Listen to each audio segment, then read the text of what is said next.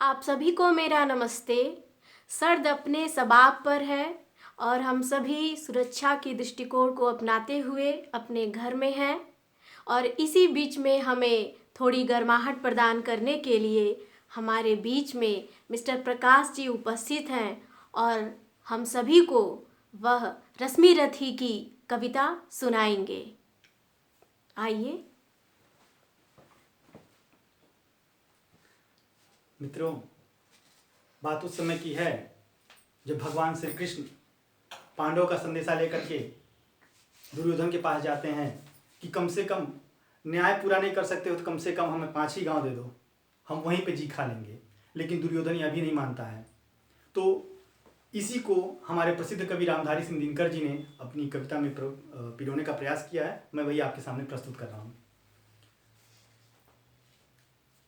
हो गया पूर्ण अज्ञातवास, पांडव लौटे वन से साहस, पावक में कनक सदृश तप कर वीरत्व लिए कुछ और प्रखर, नस नस में तेज प्रवाह लिए कुछ और नया उत्साह लिए। सच है विपत्ति जब आती है कायर को ही दहलाती है।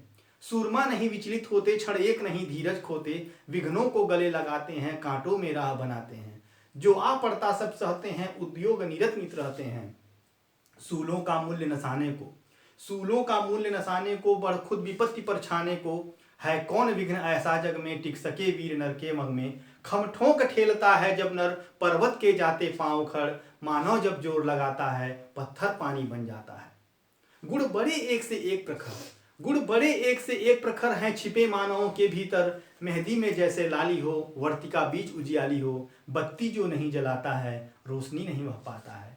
पीसा जाता जब इच्छुदंड, बहती रस की धारा अखंड, मेहंदी जब सहती है प्रहार, बनती ललनाओं का श्रृंगार। जब फूल पिरोए जाते हैं हम उनको गले लगाते हैं। वसुधा का नेता कौन हुआ, भूखंड विजेता कौन हुआ, अतुलित यशक्रेता कौन हुआ, नवधर्म प्रणेता कौन हुआ। जिसने न कभी आराम किया, विघ्नों में रहकर नाम किया। जब विघ्न सामने होते हैं सोते से हमें जगाते हैं, मन को मरोड़ते हैं पल पल, तन को झचोड़ते हैं पल पल, सतपथ की ओर लगाकर ही जाते हैं हमें जगाकर ही। वाटिका वन एक नहीं, आराम और रण एक नहीं, वर्षा अंधड़ आता पाखंड, पौरुष के हैं साधन प्रजन। वन में प्रसून तो खिलते हैं, बागों में साल न खिलते हैं। कंकड़ियां जिनकी शेष सुघर, छाया देता जिनको अंदर, विपदाएं दूध पिलाती हैं, लोरी आधियां सुनाती हैं। जो लाक्षागृह में जलते हैं वही सूरमा निकलते हैं। वर्षों तक वन में घूम घूम, बाधा विघ्नों को चूम चूम, सहधूप घाम पानी पत्थर, पांडव आए कुछ और निखर। सौभाग्य न सब दिन सोता है, देखें आगे क्या होता है। मैत्री की राह दिखाने को, सबको सुमार्ग पर लाने को, दुर्योधन को समझाने को, भीषण विध्वंस बचाने को, भगवान हस्तिनापुर आए, पांडव का संदेशा लाए। क्या? दो न्याय अगर तो आधा दो, पर इसमें भी यदि बाधा हो तो दे दो केवल 5 ग्राम, रखो अपनी धरती तमाम, हम वहीं खुशी से खाएंगे, परिजन पर असी न उठाएंगे। दुर्योधन वह भी दे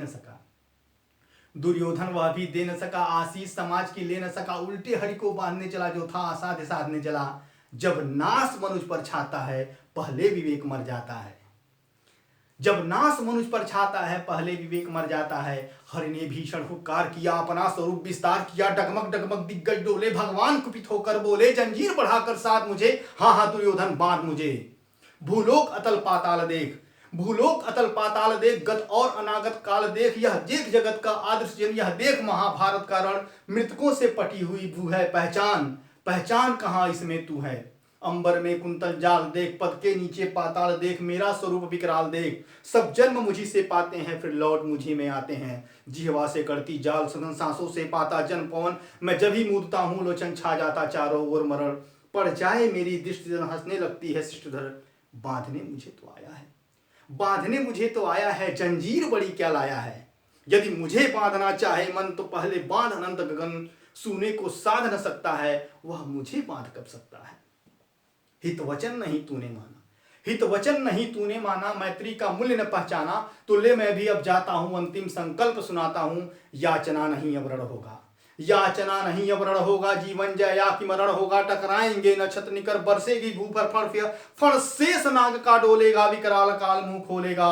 आखिर तू भूसा होगा, हिंसा का पर्दाई होगा।